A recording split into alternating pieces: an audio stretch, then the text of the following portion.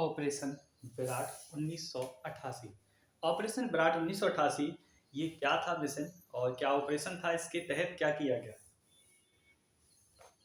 जब ऑपरेशन पवन, इससे पहले ऑपरेशन पवन चला गया था 1987 में श्रीलंका और भारत के बीच में। तो भारत ने ये चीज देखा कि भारत की ताकत है, समुद्री ताकत उस समय क्या थी, बहुत ज्यादा कम थी। ठीक है, तो इसके लिए भारत ने क्या किया, ऑपरेशन विराट 1988 क्या किया, लॉन्च किया। इसके तहत क्या था, ब्रिटिश थे, जो ब्रिटिश लोग थे मतलब कि अंग्रेज लोग, उनसे क्या करना था, एक सौदा करना था। और जैसे कि आपने एक मूवी देखी होगी, क्या बोलते हो, आईएनएस, ठीक है, आईएनएस विराट।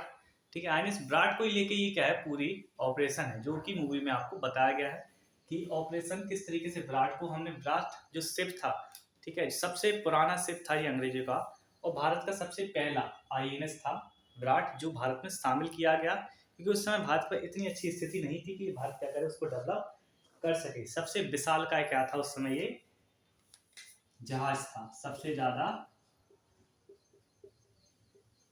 विशाल का है भारत के पास। ठीक है, इसको क्या किया था, ये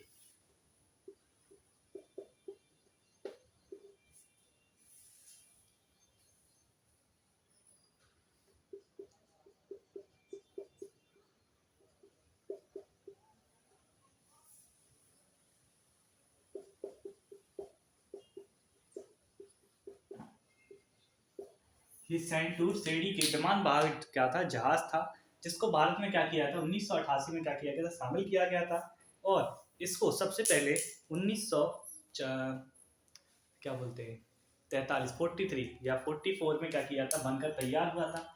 जिसको टेस्टिंग मेस्टिंग करने के बाद, इसको टेस्टिंग करने के बाद सन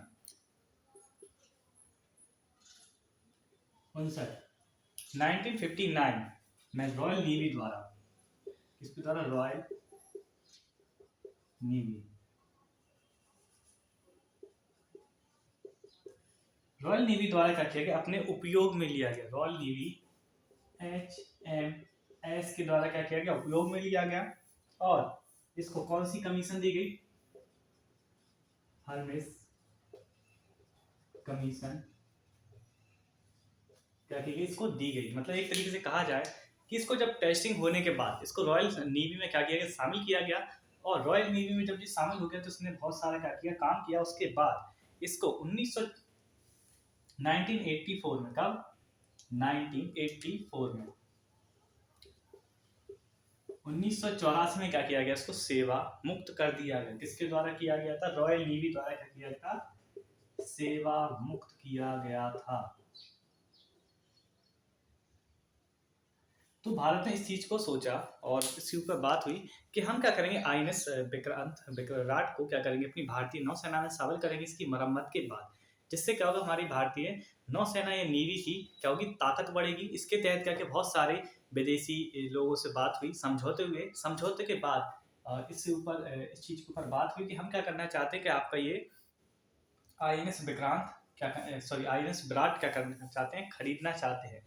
विक्रांत से पहले यही था आईएनएस विराट, जिसको क्या किया था, भारत में सबसे पहली बार आईएनएस को शामिल किया गया था, जो कि हमारे द्वारा क्या नहीं था, डेवलप नहीं था, किसी और के द्वारा क्या था, ये बनाया गया था। और जब 1984 में क्या कहते हैं, इसको बेस मतलब सेवानिवृत्त कर दिया गया, तो भारत ने इसको यहाँ से खरीद लिया, इंडिया ने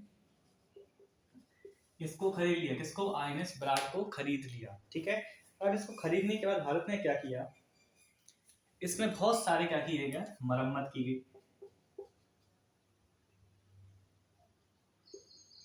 और मरम्मत के बाद 12 मई 1987 में क्या किया था, भारत ने इसको शामिल किया गया नेवी में। अब देखिए, इसके शामिल करने के पीछे क्या था, क्या उद्देश्य था। भारत का ये उद्देश्य था कि हम क्या करेंगे, इस तरह से जहाजों को शामिल करेंगे तो हमारी शक्ति बढ़ जाएगी, जिससे आने वाले समय में चाइना, पाकिस्तान और पड़ोसी देश जो समुद्री मार्ग से क्या कर सकते हैं, हमारे ऊपर हमला कर सकते हैं, तो उनके ऊपर क्या कर सकते हैं, हम कार्रवाई कर सकते हैं। या किसके तहत, आईएनएस विराट के तहत क्या कर सकते हैं, कार्रवाई कर सकते हैं, जिससे नौसेना को बहुत ज्यादा हेल्प मिलेगी।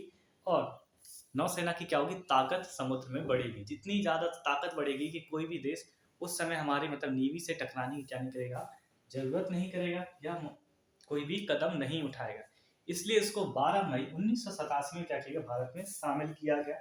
और इसमें एक सिद्धांत रखा गया, वो सिद्धांत थोड़ा इंपॉर्टेंट है क्योंकि पेपर में आ सकता है। सिद्धांत को हमेशा देखिए, हमारे भारत की एक बात रही है शुरू से ही, कोई भी सिद्धांत होगा तो उसको संस्कृत में क्या किया जाता है, उस पर जड़ा जाता है। किसमें, कौन सी लैंग्वेज में जड़ा जाता है, संस्कृत में। जल में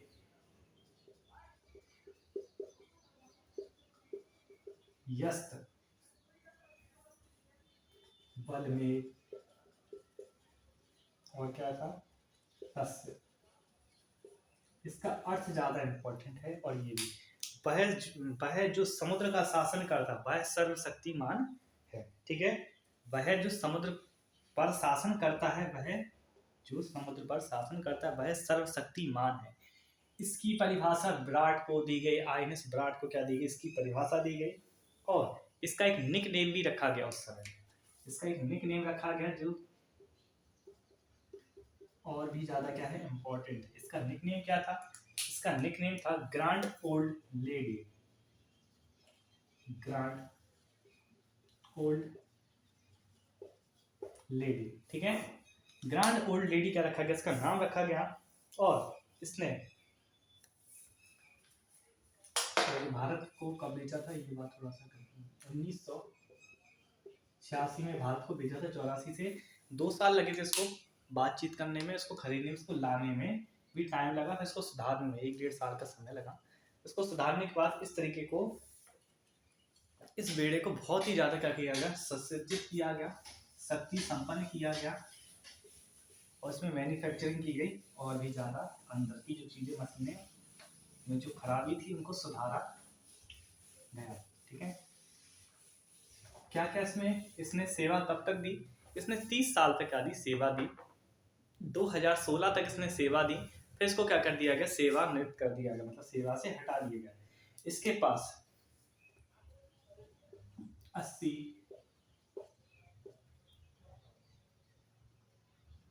80 हल्के टॉर्पीडो ले जा सकती थी। और क्या ले जा सकती थी, 750 सैनिक इस पर हमेशा तैनात रहते थे। और 4 LCVP लैंडिंग क्राफ्ट,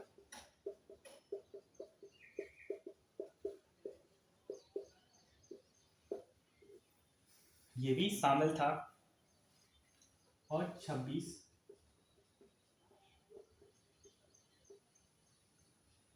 लड़ाकू भी क्या थे, इसके अंतर्गत शामिल थे। ठीक है, इतनी चीजें क्या थी, शामिल थी। और यह दुनिया का सबसे पुराना विमान वाहक जहाज भी कहा जाता है। मतलब कि आपसे पूछा जाए कि दुनिया का सबसे पुराना विमान वाहक जहाज कौन सा है, तो आप बोलोगे आईएनएस विराट क्या है, जो दुनिया का सबसे पुराना विमान वाहक जहाज है। और इसको लास्ट, इसकी जो क्या होती ट्रेवल था, ठीक है, वो कहाँ से कहाँ तक था, वो था 23 जुलाई 2016 में इसको लास्ट बार कहाँ से, मुंबई से कोची भेजा गया था। मुंबई से कोची भेजा गया था। हम इसको क्यों बता रहे हैं ऑपरेशन विराट के अंतर्गत, इसलिए बता रहे हैं क्योंकि इसने हमारी श्रीलंका, भारत, पाकिस्तान और चाइना और भी क्या बोलते हैं जो देश थे, वो उस समय हमला करना चाहते थे, समुद्री मार्ग से कर सकते थे। तो उनको अच्छी तरह से क्या बोलते समझाने के लिए, और उनको एक परचम लहराने के लिए, और उनसे बचने के लिए इस तरीके की एक ऑपरेशन चलाया गया, ऑपरेशन विराट, जिसका मकसद था आईएनएस को हमारे भारतीय नौसेना में शामिल करना। और भारतीय नौसेना में शामिल करने के बाद इसने बहुत सारे मिशन किए, जिसमें इसको हानि भी हुई, और ये क्या हुआ, आगे जाके अच्छे से डेवलप करने के बाद इसको फिर से यूज में लिया गया। ठीक है, और जब इसको यूज में लिया गया तो इसने अपनी सबसे ज्यादा सेवा भारत को दी। और भारत ने इतनी सेवा की, मतलब भारत की इसने इतनी सेवा की कि इसको एक तरीके से, जब इसको लास्ट में 2016 में इसको मुंबई से कोच्चि ले जाया जा रहा था, तब इसके अंदर क्या था कि भारत सरकार चाहती थी कि इसको हम क्या करें, संरक्षित करें। ठीक है, तो भारत सरकार ने संरक्षित करने के लिए इसको रख लिया। बट इसमें बहुत ज़्यादा क्या था, खर्चा था, और भारत सरकारों ने भी इस चीज़ पर क्या किया, बहुत ज़्यादा सोचा विचार किया। और 2017 में इसको क्या कर दिया गया, बेच दिया गया ऑनलाइन। समथिंग 40 करोड़ रुपए के आसपास बेच दिया गया, ठीक है, कटने के लिए, ठीक है। तो नीलामी की गई जब उसके ऊपर, तो इसने क्या किया, संरक्षित करने के लिए नीलामी की गई। तो आंध्र प्रदेश ने क्या किया, इन्होंने बोला कि हम क्या करेंगे, 40 करोड़ रुपए में खरीदेंगे, उसको क्या करेंगे, संरक्षित करेंगे। बट कुछ कार्रवाई ऐसी हुई कि सुप्रीम कोर्ट ने नहीं, मतलब कुछ कार्रवाई ऐसी हुई कि भारत सरकार ने जब उनको आंध्र राज्य को दे दिया गया संरक्षित करने के लिए, तो राज्य ने भी इसकी कुछ कारणों से क्या कर दिया गया, इससे पीछे हट गई, और 40-45 करोड़ रुपए क्या हो गया उनका, वेस्ट हो गया। फिर सरकार ने इसको दोबारा से खरीद लिया उनसे 33 करोड़ में, ठीक है। और 33 करोड़ में जब खरीदा सरकार ने, सरकार फिर दोबारा सरकार ने सोचा कि अब हम संरक्षित करेंगे, कोई राज्य नहीं कर रहा, अब हम संरक्षित करेंगे। तो सरकार ने जब इस पर संरक्षित करने के लिए सोचा, तो संरक्षण में बहुत ज़्यादा खर्चा कॉस्ट देखी, तो सरकार ने फिर इसको श्री राम जो थे जहाज बनाने वाले थे, ठीक है, मर्चेंट कहते हैं जिसको, सॉरी मर्चेंट नहीं, शिप बिल्डर्स कहते हैं, श्री राम शिप बिल्डर, उनको 100 करोड़ में उन्होंने सरकार से खरीद लिया, उसको काटने के लिए छोड़ दिया। मतलब सरकार ने से बोला उन्होंने कि आप हमें दीजिए, हम इसको काट के जंग में मतलब पूरा बेच देंगे, ठीक है। सुप्रीम कोर्ट ने फिर क्या किया, 1 साल बाद उसके ऊपर क्या लगा दिया, बैन लगा दिया। सुप्रीम कोर्ट ने बोला कि ये हमारी क्या है, राष्ट्रीय धरोहर है, इसने हमारी बहुत सेवा की है, तो हम क्या करेंगे, इसको संरक्षित करेंगे। आप इसका जो भी आपने पार्ट काटा है, तो इसके जो भी आपने किया है इसके साथ, इसको दोबारा से वैसे कीजिए। तो जो श्री राम ट्रेडर्स थे, ठीक है, वो ट्रेडर्स बोलते हैं उसको, क्या बोलते हैं, शिप बिल्डर्स थे, तो उन्होंने सरकार से, गृह मंत्री से जवाब मांगा कि आप हमारे 100 करोड़ रुपए जो हमने आपको दिए हैं, या तो आप हमें दे दीजिए, क्योंकि जहाज का दे दीजिए, जिससे हम आपका शिप आपको वापस लौटा दें, क्योंकि 40% हिस्सा जो था इसका कट चुका था उस समय, और सुप्रीम कोर्ट के बाद उस पर बैन लगा दिया, तो वो हिस्सा वैसे ही रह गया।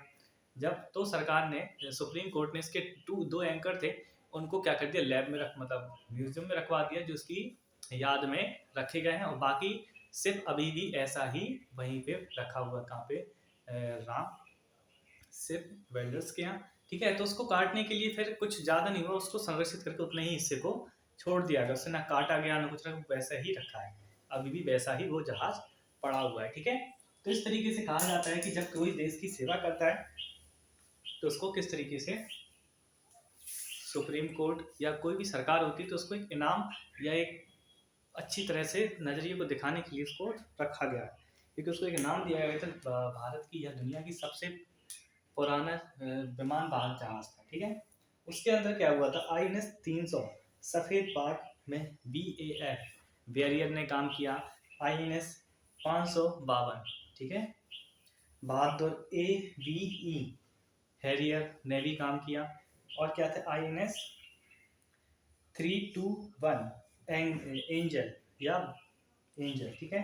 इन्होंने इसके ऊपर काम किया, जिसको चेतक के नाम से आता है, INS 330 हार्पून, जिसको वेस्टलैंड सी किंग भी कहा जाता है।